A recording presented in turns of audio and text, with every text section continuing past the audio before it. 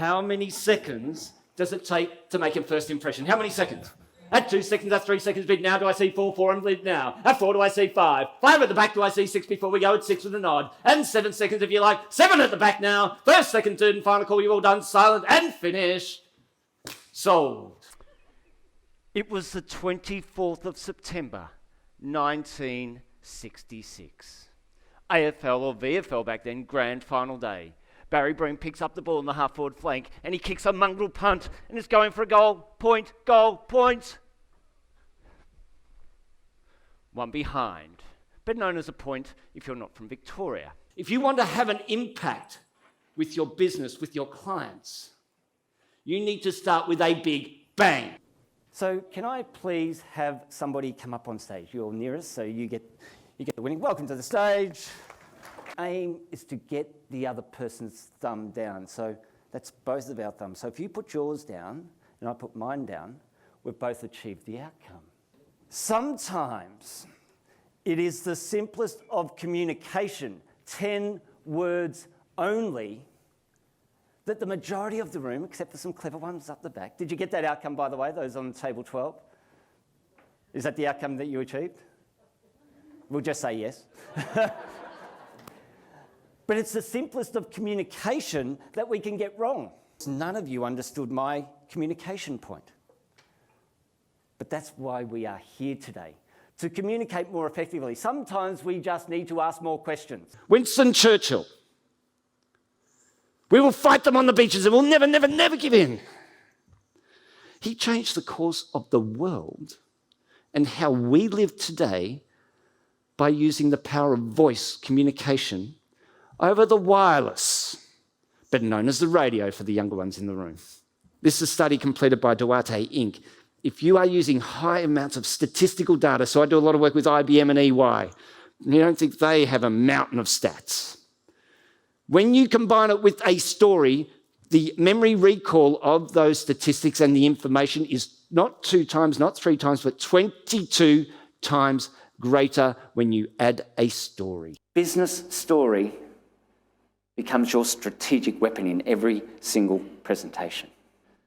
When people told an individual story about individuals, not a client, not a company, not a brand, about a person, an individual, where we have a connection with a character in a story, oxytocin levels increased as well. Business stories is a leadership tool. The great news is that this skill set of communication and presentation skills, and more importantly of storytelling, is a learnt skill. Case studies are research and data around individual cases that they present as part of their evidence to justify what they're doing. They're not stories. Stories about people, where we have a connection with people. It's irrelevant what your background is. It's irrelevant what your upbringing is. It's irrelevant what your education is. It's irrelevant what your ethnicity is. It's irrelevant what your street smarts are. What we do here is a learnt skill. There is a study in neuroscience where they've actually monitored brain patterns of the storyteller and the story listener. And what happens when you tell a compelling story is that the same parts of the brain light up at exactly the same moment as in the listener. Extremely intelligent people. You have a great deal of knowledge and wealth of experience.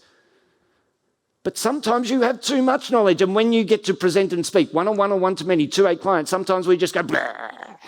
So as leaders, as people within organisations, we take people on a journey. We take them on a venture. You want people to follow you as visionary leaders. That's the biggest mistake I see in entrepreneurial businesses today. They are doing the same presentation over and over and over again, rather than curating the information to the audience. We need to give it all out. You need to curate your information. You need to curate it down to really short, sharp, palatable information that your audience wants. In a networking scenario, how often are you asked this question? So what do you do? And fumble their way through this one key question. I want you to record it. Then I want you to watch it back without the volume. Are you influencing me without words? Then I want you to turn it over and just listen. The second lesson that I learnt. It's not about you. It's not about you. But we have been given a gift. The gift of communication. The gift to be able to share our messages. The gift to make a difference. So stop playing small. Live your vision, because communication really can change your destination. Thank you.